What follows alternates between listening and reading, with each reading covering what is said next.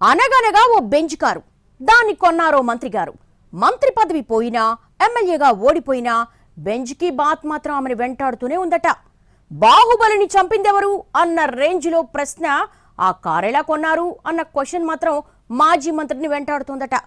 Power పోయాక ఆమె first రియాక్షన్కే bench ప్రస్తావన రావడంతో దిమ్మ తిరిగిపోయిందట అనుచరులకి. ఇంతకీ ఎవరా మాజీ మంత్రి, ఏంటా కారు కహాని? Let's watch. మాజీ మంత్రి రోజా బెంచ్ కార్ కథ మళ్లీ మొదటికొచ్చింది.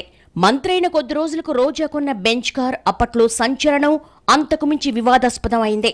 మామూలుగా అయితే బెంచ్ కార్లు చాలా మంది కొనుక్కుంటారు, అందులో వింతలు వివాదాస్పదాలు ఏమీ ఉండవు. కానీ కొన్నది రోజా కావడం, ఆ కారుకేదో బ్యాక్గ్రౌండ్ ఉంది అన్న అనుమానాలు పెరగడమే అసలు వివాదం.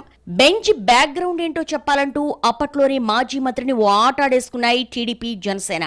ఆ రచ్చ మీద ఇటు సొంత పార్టీలో సైతం చర్చ గట్టిగానే జరిగిందంట. అప్పట్లో మంత్రి అయిన కొద్ది రోజులకే